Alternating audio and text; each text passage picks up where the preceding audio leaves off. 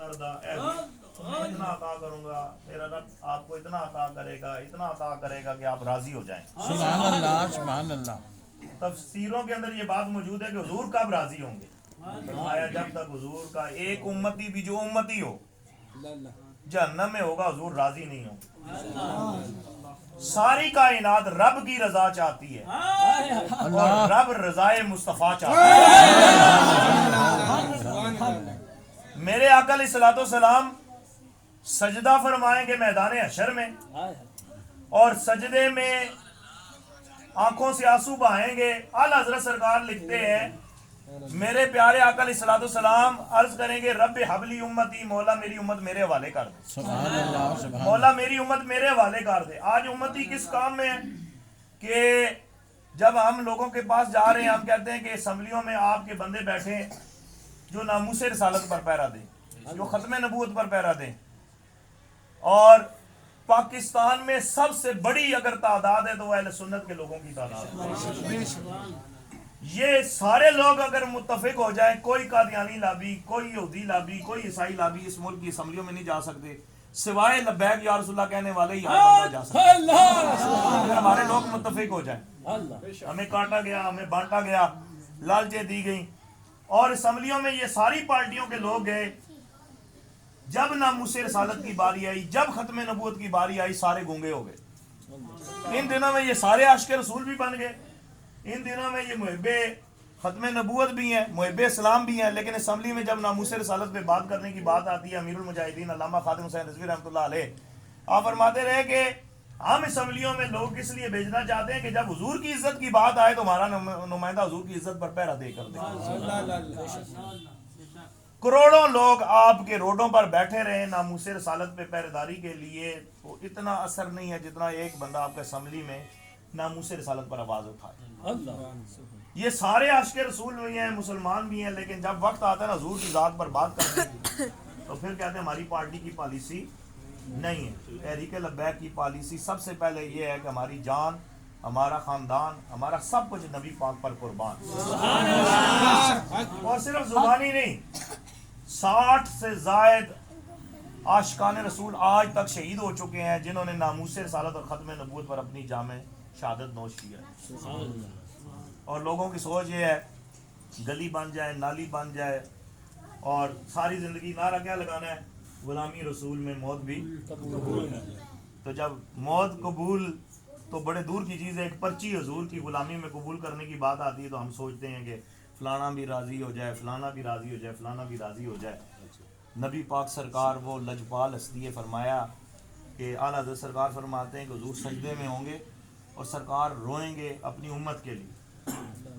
कब्र के अंदर जब बंदे को रखा जाता है, सारी दुनिया छोड़ के चली जाती है, हुजूर ताजदार कायनात ही कब्र में हर बंदे ने नबी पाक की बारगाह में पेश होना है। तो पेश होकर हम क्या मुंह दिखाएंगे कि हम खत्म नबूवत के डाकुओं के साथ खड़े रहे, गाजी मुमताज कादरी के कातलों के साथ खड़े थे, आसिया मलूना को भगाने वालों के साथ खड़े थे, गुस्ताखाने रसूल फ्रांस की हमायत करने वाले लोगों के साथ खड़े थे। एक करारदाद इस मुल्क में पेश करने के लिए 52 आशिकान रसूल शहीद हुए, लेकिन करारदाद हम असम्बलियों तक पहुंचा नहीं सके कि फ्रांस के साथ सफारती ताल्लुकात खत्म करने की करारदाद पेश कर दी। आज लम्हा फिक्रिया ये है कि हम खाते हुजूर का सदका है, हम पीते हुजूर का सदका है, और एक पर्ची हुजूर के नाम पर देनी पड़ जाए तो इस सोच में मैं वे हैरत में नहीं जाना। फरमाया आका ये तो पर्ची की बात है, जान हो तो जान भी हुजूर के नाम। आला हज़रत सरकार फरमाते हैं कि हुजूर की दस्तार मुबारक उतर जाएगी सजदे में हालत में, इतना मेरे आका रोएंगे कि मैदान हशर में हुजूर के रोने की आवाज आएगी। रब फरमाएगा इरफा रासका या मोहम्मद सल्लल्लाहु अलैहि वसल्लम सल तोता वशफा तशफा, ए अभी तू मांग, रब तुझे अता फरमाए, तू सफारिश करता जा, रब गुनाहगारों की बख्शिश फरमाए। शफाअत मुस्तफा सबसे पहले होगी, और हुजूर जिस उम्मती की सफारिश इरशाद फरमाते जाएंगे अल्लाह बख्शिश फरमाता जाएगा। जिनके सदके इस जहान में भी कामयाबी है, जिनके सदके उस जहान में भी कामयाबी है, और वो ज़ात अक़दस हुजूर अलैहिस्सलाम की ज़ात अक़दस है। ख़त्म नबूवत और नामूस रिसालत के लिए یہ میدان عمل میں ہم آپ کے دروازے تک دستک دیتے ہیں. یہ تو وہ مقام والے آستانے ہیں کہ جن کی دعاؤں سے تحریک لبیک چل رہی ہے, بے شک اولیاء کاملین کی دعاؤں اور نگاہوں سے. اور جب ختم نبوت اور ناموس رسالت کی بات آتی ہے تو پھر اولیاء کاملین نے یہ بات لکھی ہے کہ جو ذاتی نبی پاک کی خدمت کرنا چاہتا ہے وہ ختم نبوت کا کام کرتا ہے. کہ گویا وہ ذاتی نبی پاک کی خدمت کر رہا ہے. اور پیر میر علی شاہ صاحب رحمۃ اللہ علیہ نے یہ بات لکھی ہے کہ جو بندہ ختم نبوت پر پہرا دیتا ہے اس کی پشت پر نبی پاک کا دست مبارک ہوتا ہے. نعرہ تکبیر، اللہ اکبر، رسول نعرہ تحقیق، نعرہ حیدری، اللہ اللہ تاجدار ختم سبحان اللہ. اس لیے حضور علیہ الصلوۃ والسلام کی بارگاہ اقدس میں حاضری لگانے کے لیے تحریک لبیک کھلا پیغام آپ کو دیتی ہے. چوروں، ڈاکوؤں، ختم نبوت، ناموس رسالت کے چوروں سے، غداروں سے بچتے ہوئے اپنی ایک پرچی حضور علیہ السلام کی ناموس کے لیے ڈالیں. میں کھلی بات کر رہا ہوں اور اس لیے کر رہا ہوں کہ اس مقام پر، جس مقام پر میں کھڑا ہوں، یہاں پر ان اولیاء کاملین کی نگاہ ہے کہ جہاں پر بات کھلی کرنے کی اجازت ہے.